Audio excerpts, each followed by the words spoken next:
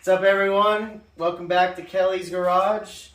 Today we are breaking into a new phase of the Redeye build. Very unexpected, complete and total carnage.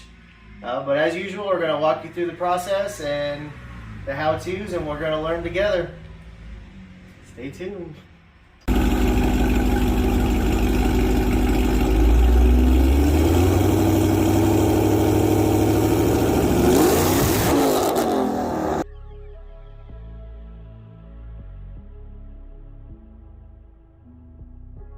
So my garage is a bit of a mess right now. Things have been chaos to say the least. It's been approximately about 2 months or so since the track day or the private day. We got about, I made 3 full passes, and on my 4th pass is when it broke. You can see we have diffs, drive shafts, there's a cradle laying around here somewhere. Yeah, we broke everything that you could break in the rear end has been broken, including the subframe. So there's a lot of carnage. And if you have a diff brace, that is one of the ARP bolts from the diff brace. And then this piece was the shim. That's what's left of it. I guess the first thing that we'll start off with is the mounting bolts, or the mounting points for the diff itself. This would be one of the front 2 bolts. The other half of that is still inside of the cradle. And then we have the opposite side of the ear. The ear broke. So if you look at the diff, it gets mounted, I believe, like something like that.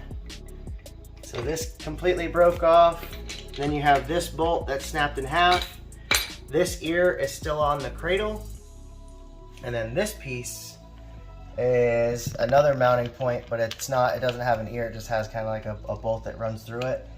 Completely cracked the housing. You can see the threads on each side. So we broke all 4 mounting points on the diff. As you can see, practically brand new carbon fiber drive shaft went with it. Also took both axles with it. Those are pretty much toast, and the subframe as well. So we're in the process of getting everything sorted out and replaced. Still trying to figure out how I want to replace it and move forward. Fun fact, I didn't know this, but a lot of you guys have seen my 60s, my 60 foots. They range anywhere from like 135, 134, all the way down to 130s was my personal best. We managed to do all of that with a 262. Had no idea. I thought the window sticker when I bought the car said a 309. Had my wife check it tonight. Go figure, I had to break the car in order to figure out what gear I was running. Ended up being a 262, so I'm very impressed by the 262 and the 60s that we've been able to achieve.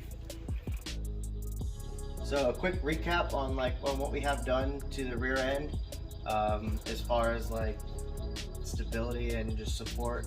We do have our cradle lockout kit that we've done. We do have the diff brace. Diff brace did its job. There's nothing that could have been avoided in this situation. I do have my speculations on what happened and how it could have been avoided. It's racing, there's no 100% guarantee, but I do have an idea of what could have avoided it. Maybe not. We do have our brand new cradle here where the diff brace mounts on the cradle, which is right here. The shims get dropped into this point here. When I get the old cradle pulled off, I'll show you guys. Right here where the seams, these seams completely got ripped out, so the shims it split that seam right down the middle. So if I ever want to use a diff brace again, I had to use a brand new cradle, or I could have bought one used, but the new one was a pretty good deal. I think we paid like $600 for a new one, and it was easier. I just didn't have to track anybody down. I just go to the dealer.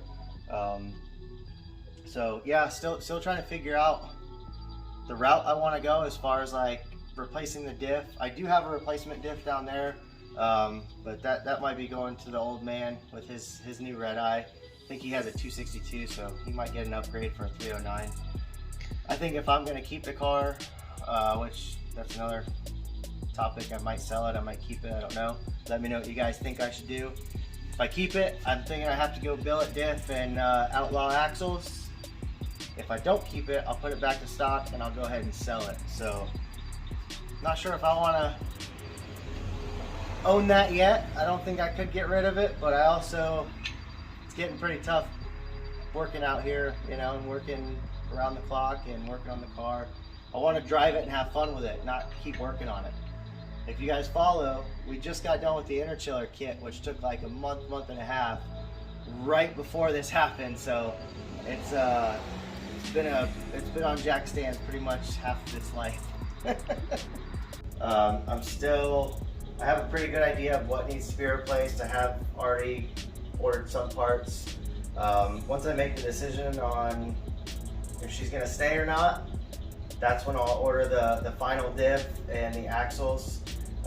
But hopefully this video explains our absence over the past couple months.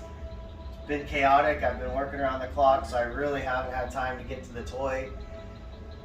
But I'm out here bleeding, busted knuckles, putting in the blood, sweat, and tears.